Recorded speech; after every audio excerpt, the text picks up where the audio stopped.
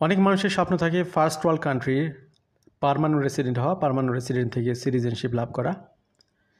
তো এই স্বপ্নগুলো পূরণ করার জন্যে অনেকে অনেকভাবে চেষ্টা করে। অনেকে ওয়ার্ক পারমিট নিয়ে সেই সমস্ত ফার্স্ট ওয়ার্ল্ড কান্ট্রিতে যাওয়ার চেষ্টা করেন, অনেকে স্টাডি পারমিট নিয়ে যান, অনেকে ভিজিট ভিসায় গিয়ে থেকে যাওয়ার চেষ্টা করেন। তো লিগ্যাল ওয়েতে যে প্রসিডিউরগুলো মেনটেন করে পৃথিবীর ফার্স্ট ওয়ার্ল্ড কান্ট্রিগুলোর সিটিজেন কিংবা পার্মানেন্ট রেসিডেন্ট লাভ করা যায়, তার মধ্যে একটা অন্যতম সিস্টেম বা প্রোগ্রাম হলো ইনভেস্টমেন্ট প্রোগ্রাম। তো ইনভেস্টমেন্ট প্রোগ্রাম কারা করে? যাদের বয়স বেশি হয়ে যায়, যে বয়সে স্কিল মাইগ্রেশন সম্ভব না, যে বয়সে আপনার আইএলটিএসে খুব ভালো স্কোর করা সম্ভব না।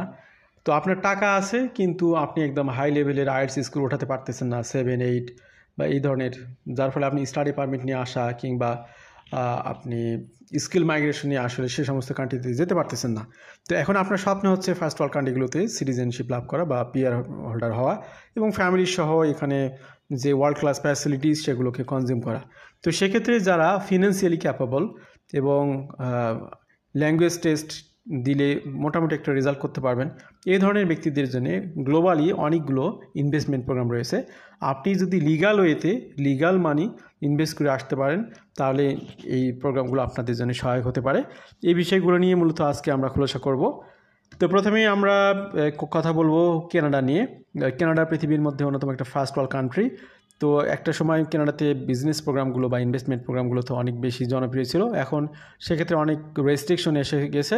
বর্তমান সময়ে কানাডাতে ইনভেস্টমেন্ট প্রোগ্রামগুলোর মধ্যে বিভিন্ন প্রভিন্সে তাদের কিছু নিজস্ব পাইলট প্রোগ্রাম রয়েছে। ফেডারেল গভর্নমেন্টের স্টার্ট আপ ভিসা প্রোগ্রামটি এখনও বহাল রয়েছে, যদিও এখন বর্তমানে স্টার্ট আপ ভিসা প্রোগ্রামের প্রসেসিং টাইমটা অনেক বছর সময় লাগতেছে। এটাই হয়তো সামনে আরও কমে আসবে প্রসেসিং টাইমটা। কিন্তু কেউ যদি কানাডাকে চয়েস করে যে আপনি রেগুলার কোনো স্কিল মাইগ্রেশনে সেখানে যেতে পারতেছেন না, স্টাডি পারমিট নিয়েও পসিবল না, কিন্তু আপনার পর্যাপ্ত পরিমাণে লিগাল টাকা আছে, লিগাল টাকা আপনি লিগালি ইনভেস্ট করতে চান, সেক্ষেত্রে স্টার্ট আপ ভিসার জন্যে আপনি আইএলটিএস স্কোর করতে হবে কমপক্ষে 5। তারপরে আপনি এখানে লিগাল প্রসিডিউর মেনটেন করে ল ফার্মের মাধ্যমে ইনভেস্টমেন্ট প্রোগ্রামগুলোতে এখানে আবেদন করতে পারেন এবং ফুল ফ্যামিলি সহ এখানে আপনি আসতে পারেন। পরবর্তীতে আপনার কিডস যারা, তারা 18 বছরের নিচে হলে এখানে পাবলিক প্রতিষ্ঠানগুলোতে ফ্রি অফ কস্টে পড়াশোনা করতে পারবে এবং আপনারা আপনাদের মতো করে বিজনেস সেট আপ করে থাকতে পারবেন। তো এই হলো অবস্থা। কানাডাতে বর্তমানে আপনার স্টার্ট আপ ভিসা প্রোগ্রামটাই ইনভেস্টমেন্ট প্রোগ্রাম হিসেবে বেশি জনপ্রিয়। একটা সময় কুইবেক ইনভেস্টর প্রোগ্রাম ছিল, এটি বর্তমানে খুবই কঠিন হয়ে গেছে, বর্তমানে এটা খুবই টাফ। তো এখানে স্টার্ট আপ প্রোগ্রামের রিকোয়ারমেন্টগুলো মোটামুটি বলার চেষ্টা করেছি। সেকেন্ড যে অপশন হতে পারে সেটা হচ্ছে